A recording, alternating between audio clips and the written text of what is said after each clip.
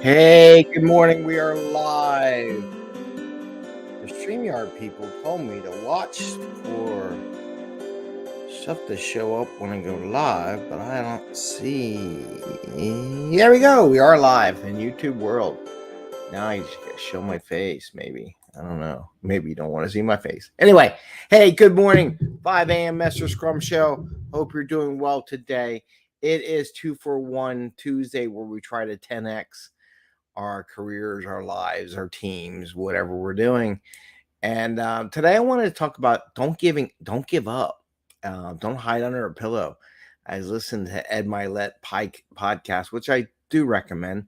It has good, everything's good. There's some parts good, some parts I don't care about, and some parts are very useful. And he was talking the other day about a influencer who told the people sometimes it's okay just to hide your head under the pillow and listen to him talk. And I agree, it's not okay to hide under a pillow. It's okay to take time off and plan for that and let everyone you want to go do that, but not hide from things that happened today. Like today, last night, big wind came through, took out half the tree last night. Um, I'll put a post picture up later on today. But the good thing was it didn't really cause any damage. It just fell right in a perfect spot. But I think it's time to take the tree down. But we'll work on that in the future and plan for that as it comes. Anyway, but it's not okay to hide and give up on what you do. You have to keep going because what is it? It's not going to get you anywhere.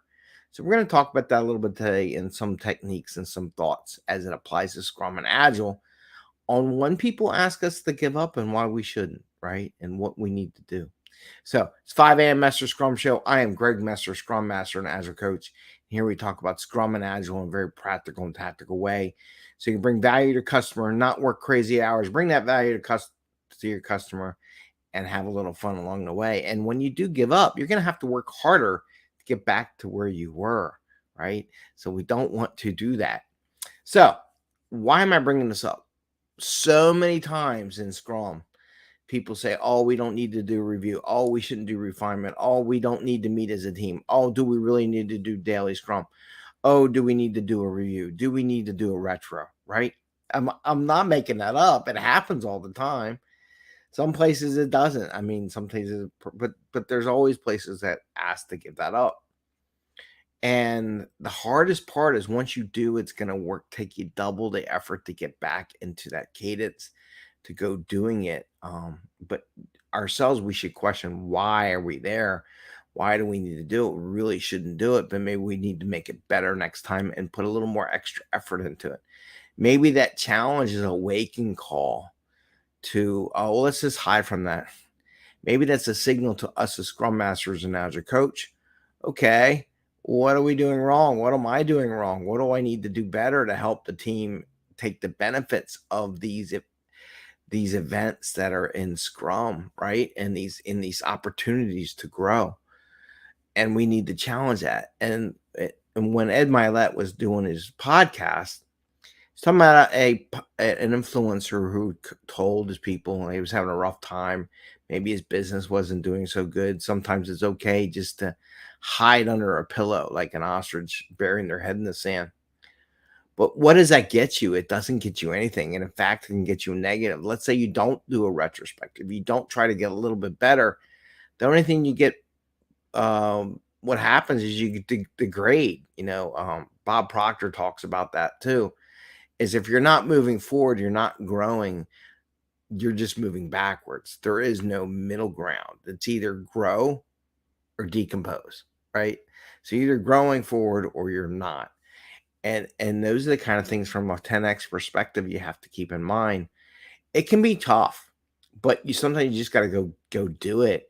Like if you're not prepared, or like I was out for a whole week of doing Weeblo stuff and come back on the thing. I could have not done a show yesterday. I could not do a show today.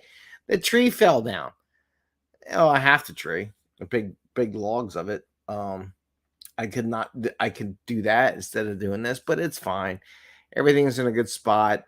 There's no safety issues and things like that. So I can do my show. I did do an assessment, but I want to keep the pace going, put out information, try to share with everyone things that I encounter as a scrum master, as an agile coach, that maybe will help people out there as they go through these struggles. And again, hiding your head in the sands, ignoring it, going putting your blinders on, it's not going to make it better, right? You have to get out and work it. And that's with anything. So 10x yourself, exercise. I got to exercise more. Just not exercising is not going to make me thinner, right? It's not going to make me healthier. It's not going to get me to the point where I'm hiking the Appalachian Trail and surviving, right? So you got to think of this stuff that does not doing it really do us any benefit? The answer is probably no, right? Now you have to figure out how I want to get it back into it. How do I group? Now there are times when you have to take a day because something's happening that out of your control, and you got to take some time off on that. But you should get right back into it, even if you like. Let's say sprint retrospective. Let's say retrospective. They did a release or something big happened, a big event, and you just didn't have time. Well, do it as soon as you can.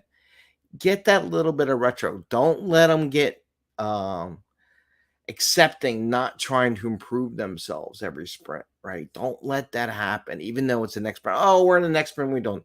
It will just get worse. Trust me, they'll want to lose it next time and the next time because no one wants it.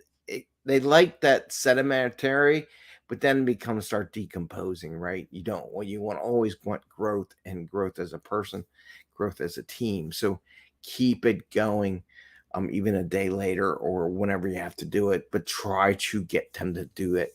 Don't let them give up. That's our job as Scrum Masters and Agile coaches.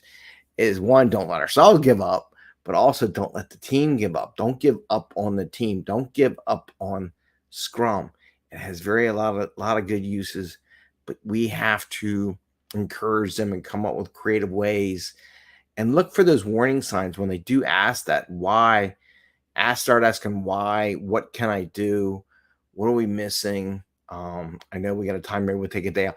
Maybe that's an opportunity. Think of it this way. They always say things that happen provide opportunities for events, right? Hardship, whatever.